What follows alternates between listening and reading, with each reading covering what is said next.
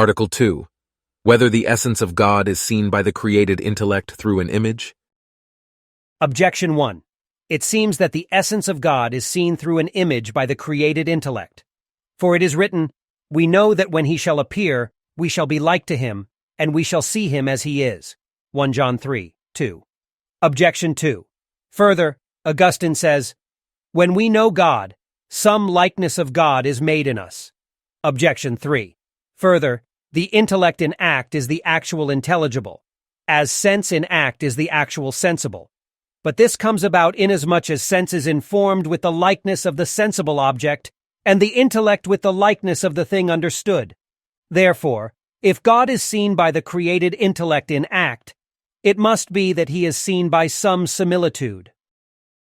On the contrary, Augustine says that when the apostle says, "We see through a glass and in an enigma," by the terms glass and enigma, certain similitudes are signified by him, which are accommodated to the vision of God. But to see the essence of God is not an enigmatic nor a speculative vision, but is, on the contrary, of an opposite kind. Therefore, the divine essence is not seen through a similitude. I answer that two things are required both for sensible and for intellectual vision, viz. Power of sight, and union of the thing seen with the sight. For vision is made actual only when the thing seen is in a certain way in the seer. Now in corporeal things it is clear that the thing seen cannot be by its essence in the seer, but only by its likeness, as the similitude of a stone is in the eye, whereby the vision is made actual, whereas the substance of the stone is not there. But if the principle of the visual power and the thing seen were one and the same thing, it would necessarily follow that the seer would receive both the visual power and the form, whereby it sees, from that one same thing. Now it is manifest both that God is the author of the intellect power, and that he can be seen by the intellect. And since the intellective power of the creature is not the essence of God, it follows that it is some kind of participated likeness of him who is the first intellect. Hence also the intellectual power of the creature is called an intelligible light, as it were, derived from the first light, whether this be understood of the natural power, or of some perfection superadded of grace or of glory.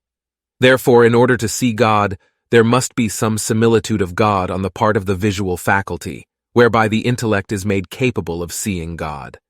But on the part of the object seen, which must necessarily be united to the seer, the essence of God cannot be seen by any created similitude.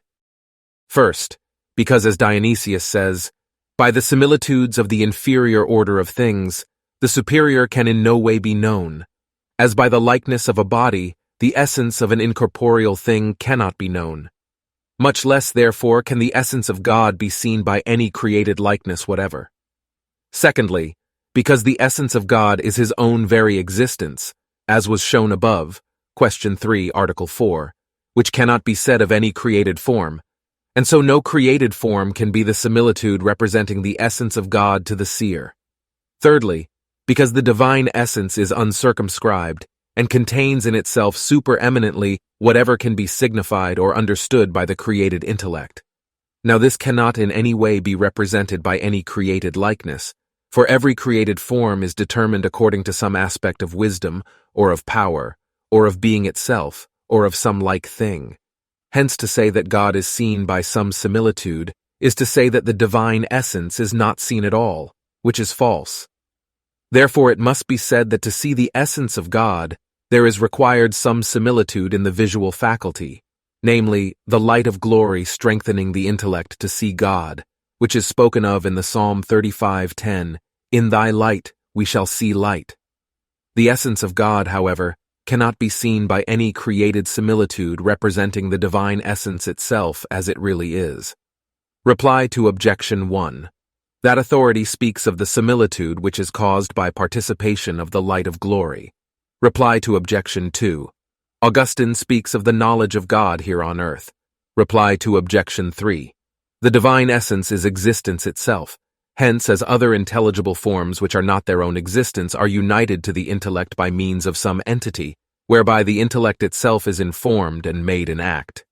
So the divine essence is united to the created intellect, as the object actually understood, making the intellect an act by and of itself.